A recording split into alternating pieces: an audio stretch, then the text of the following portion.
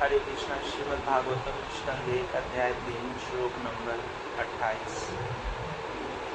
एते चांश कला पुंसो कृष्णस्तु भगवान स्वयं इंद्रादिव्याकुलम लोकम मृडयन्ति युगे युगे। उपयुक्त सारे अवतार या तो बस श्री भगवान के पूर्ण अंश या पूर्णांश के अंश कलाएं हैं, लेकिन श्री कृष्ण तो आदि पूर्ण पुरुषोत्तम भगवान है। वे सब विभिन्न लोकों में नास्तिकों द्वारा उपद्रव किए जाने पर प्रकट होते हैं। श्री भगवान नास्तिकों की रक्षा करने हेतु अवतरित होते हैं। तात्पर्य: इस विशिष्ट श्लोक में भगवान श्री कृष्ण को अन्य अवतारों से पृथक किया गया है। उनकी गणना अवतारों में की जाती है, क्योंकि अहेतुकी कृपावश वे अपने दिव्य धाम से अवतरित होते हैं। अवतार का अर्थ होता है नीचे उतरने वाला। श्री भगवान के सभी अवतार, जिसमें स्वयं श्री भगवान सम्मिलित हैं, विशेष उद्देश्यों की पूर्ति के लिए भौतिक जगत के विभिन्न लोकों में तथा विभिन्न योनियों में अवतरित होते हैं। कभी वे स्वयं आते हैं और कभी उनके अलग अलग पूर्णांश अंश या आसांश कला या फिर उनके द्वारा प्रत्यक्ष अथवा अप्रत्यक्ष रूप से आवेशित अंश इस भौतिक जगत में विशिष्ट कार्यों को संपन्न करने हेतु अवतरित होते हैं।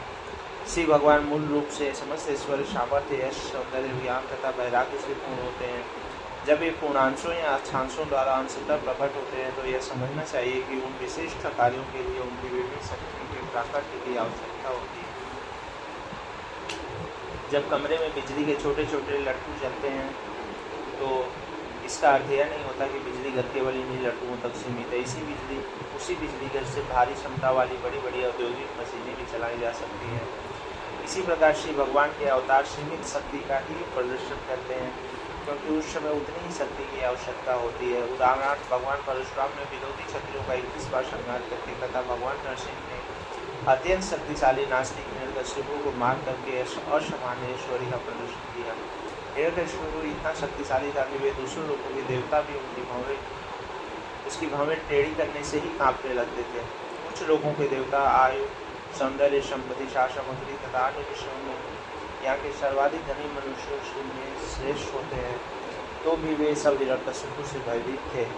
इस प्रकार हम कल्पना कर सकते हैं कि इस भौतिक जगत में हिरण्यकशिपु कितना शक्तिशाली था, किंतु भगवान नरसिंह ने अपने नाखूनों से इस हिरण्यकशिपु के भी खंड कर दिए। इसका अर्थ यह हुआ कि भौतिक दृष्टि से कोई चाहे कितना ही बलशाली क्यों न हो, भगवान के नाखूनों की शक्ति का सामना नहीं कर सकता। इसी प्रकार जामदग्नि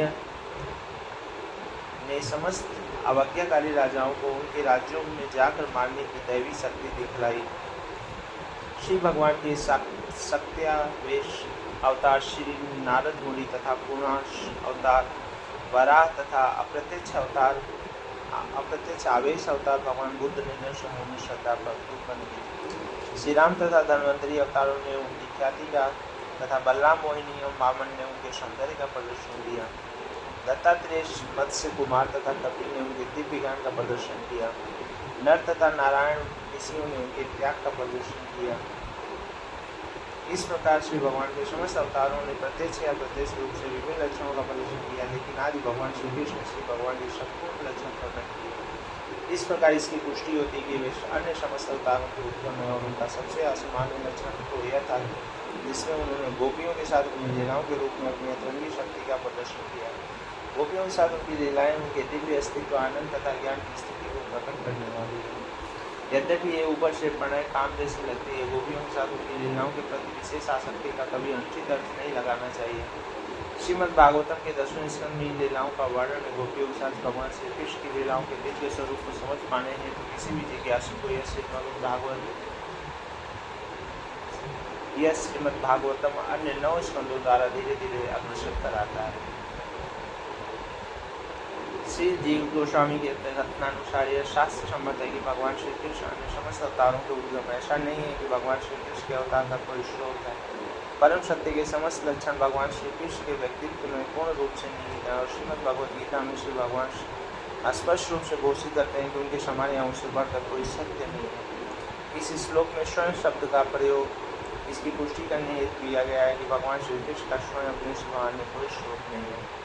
यद्यपि अन्य स्थानों में अवतारों को उनके कार्यों के कारण श्री भगवान कहा गया है, किंतु उन्हें कहीं भी पूर्ण पुरुषोत्तम नहीं कहा गया। इस श्लोक में स्वयं शब्द परम श्रेय के रूप में उनकी श्रेष्ठता का सूचक है।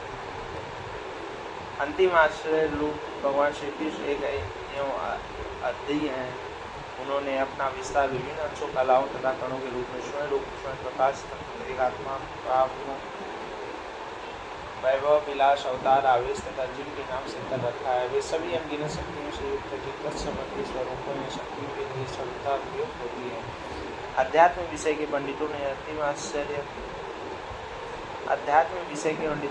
आश्रय स्वरूप भगवान श्री कृष्ण का अत्यंत सावधानी से अध्ययन करके उनके 64 मुख्य गुण बताए हैं। वह श्री भगवान के अन्य सारे अंशों या श्रेणियों में इन गुणों का कुछ प्रतिशत ही पाया जाता है, लेकिन भगवान श्री कृष्ण में ये सब गुण 100% पाए जाते हैं। स्वयं प्रकाश और तद एक आत्मा से लेकर अवतार की श्रेणियों तक के उनके निजी विस्तार जो सब विष्णु तत्व है उनमें 93% 93% तक ये दिव्य गुण पाए जाते हैं। शिव में जो न तो अवतार हैं न आवेश और न ही इन दोनों के बीच आते हैं, उनमें लगभग 84% गुण पाए जाते हैं। किंतु जीवन की विभिन्न अवस्थाओं वाले जीवों में ये गुण 75% तक पाए जाते हैं। इस भौतिक जगत की बद्ध अवस्था में जीवों के धार्मिक जीवन के अनुसार उनमें ये गुण बहुत थोड़ी मात्रा में पाए जाते हैं। जीवों में सर्वाधिक पूर्ण जीव ब्रह्मा है, जो एक ब्रह्मांड के अधिष्ठाता है। उनमें 78% तक ये गुण पूर्ण रूप मात्रा में पाए जाते हैं। अन्य देवताओं में गुणों की मात्रा कम होती जाती है और मनुष्य में तो इसकी अत्यल्प मात्रा पाई जाती है। मनुष्यों की मूर्ता का मानदंड यह है कि वह इन गुणों को 75% तक पूर्ण मात्रा में बढ़ाए।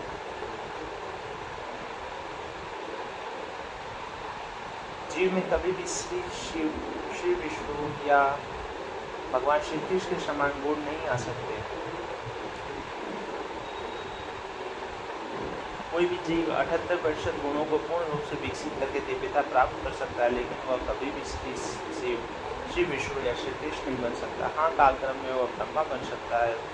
वे दैवी जीव जो आध्यात्मिक आकाश के ग्रहों के निवासी होते हैं, वे हरिधाम तथा महेश धाम जैसे विभिन्न आध्यात्मिक ग्रहों में श्री भगवान के सनातन साथी होते हैं। सब धामों में श्रेष्ठ भगवान श्री कृष्ण का धाम है, जो कृष्णलोक या गोलोक वृंदावन कहलाता है। जो जीव 78% गुण मात्रा में विकसित कर लेता है, वह इस भौतिक शरीर को त्यागने के पश्चात कृष्णलोक में प्रवेश कर जाता है।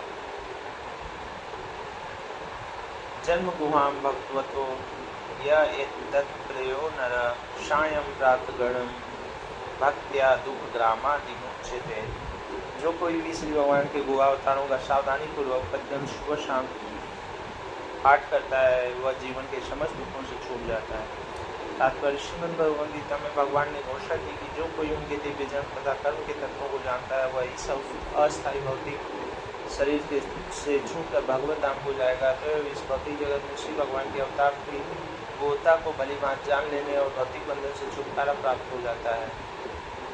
अतः श्री भगवान के जन्म तथा कर्म साधारण नहीं होते, जिन्हें इस जन सामान्य के कल्याण हेतु प्रकट करते हैं, वे गुहा हैं। और जो भक्त पूर्वक इस विषय की गंभीरता को जानना चाहते हैं, उन्हें ही यह रहस्य प्रकट हो पाता है। इस प्रकार उन्हें भवबंधन से मुक्ति प्राप्त हो जाती है। अतः यह सलाह दी जाती है कि जो कोई श्रीमद् भागवतम के इस अध्याय का, जिसमें श्री भगवान के विभिन्न अवतारों का वर्णन भक्ति तथा श्रद्धा पूर्वक केवल पाठ करता है, उसे श्री भगवान के जन्मों तथा कर्मों का अंत दर्शन प्राप्त हो जाता है। विमुक्ति शब्द इस बात का सूचक है कि श्री भगवान का जन्म तथा उनके कर्म दिव्य हैं, अन्यथा मात्र उनका पाठ करने से किसी को मुक्ति प्राप्त नहीं हो सकती। अतः वे गुहा हैं और जो भक्ति के निर्धारित विधानों का पालन नहीं करते हुए श्री भगवान के जन्म तथा कर्म के रहस्यों को जान पाने का अधिकार नहीं है। एतद्रूपम भगवतो हारूपस्य चिदात्मन माया गुण विरचित महादादि विरात्मनि।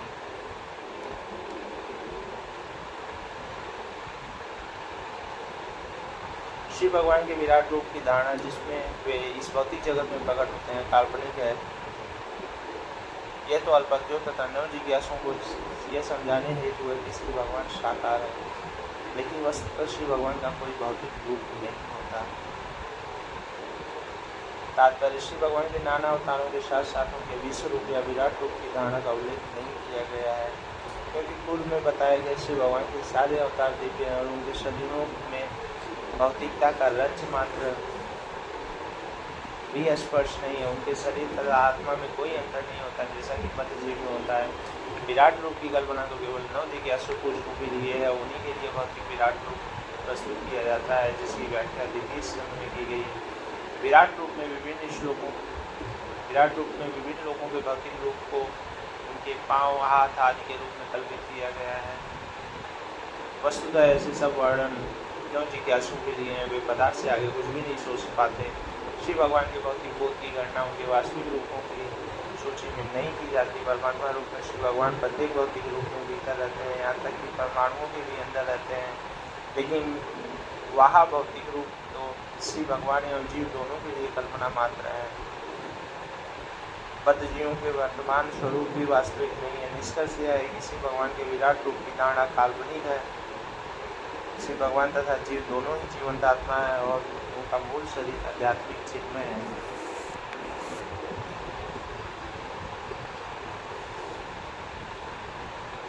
यथा नवशी मेघो रेणुवा पार्थिव नीले यं दुष्टरी दृश्य मारोपित बुद्धि बादल तथा धूल वायु द्वारा ले जाए जाते हैं,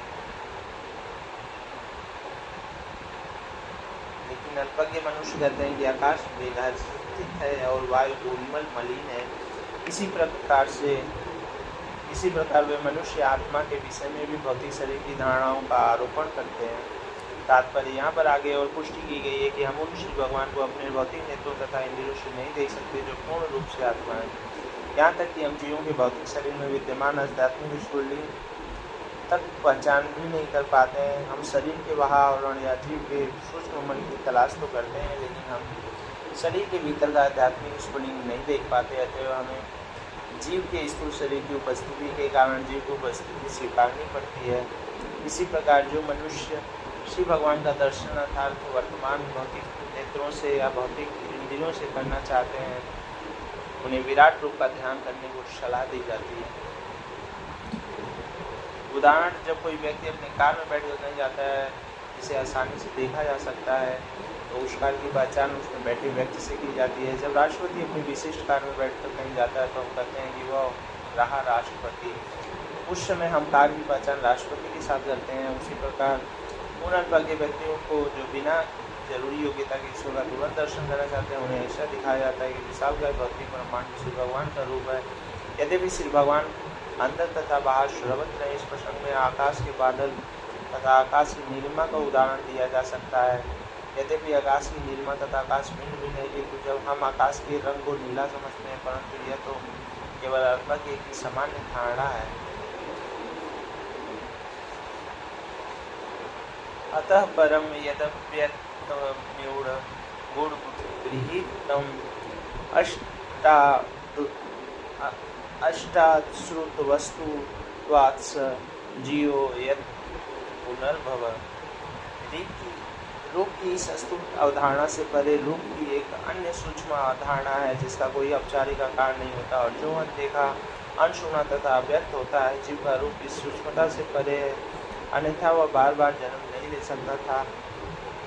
जिस प्रकार इस जगत को श्री भगवान का विराट शरीर माना जाता है, उसी प्रकार उनके सूक्ष्म शरीर की भी धारणा है।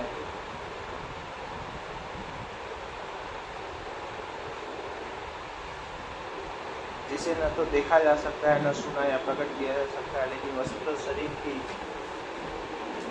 ये समस्त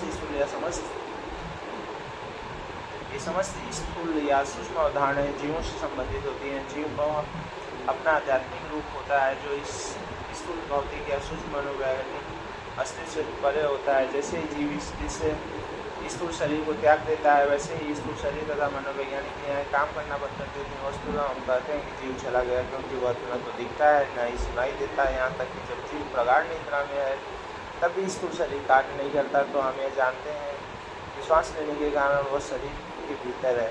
अतएव जीव के देह से चले जाने मरने का यह अर्थ कदापि नहीं होता कि जीवात्मा का अस्तित्व ही नहीं है। वह यही होता है, अन्यथा वह पुनः जन्म कैसे ले पाता। ये सच है कि असली भगवान अपने दिव्य रूप में नित्य विद्यमान रहते हैं, जो जीव के समान न तो स्थूल है न सूक्ष्म। उनके शरीर की तुलना कभी भी जीव के स्थूल तथा सूक्ष्म शरीरों से नहीं की जा सकती। ईश्वर के शरीर की ऐसी समस्त अवधारणाएं काल्पनिक है। जीव का अपना सनातन आध्यात्मिक रूप होता है, जो उसके भौतिक कर्म के कारण बद्ध होता है। हरे कृष्ण।